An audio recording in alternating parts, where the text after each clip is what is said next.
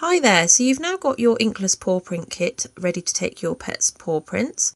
So inside you'll find the Inkless wipe and some special coated piece of paper. On the back of the folder you'll find a full set of instructions with some photographs. So if you get everything out of your pack, and obviously you'll need your pet as well.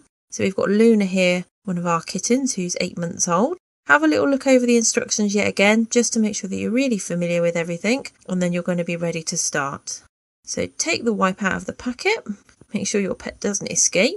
You're going to need to put your Inkless paper on nice flat surface, nice hard surface, so it's easy to get a good print.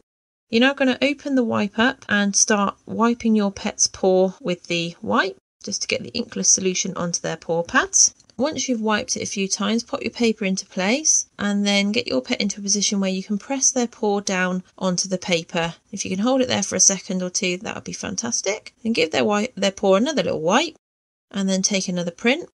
And you can continue doing this until you feel you've got enough prints. You can actually fill the paper up with prints if you like, that's really not a problem. To give your pet some praise and they can wander off. And here you can see the two lovely paw prints Luna's given us.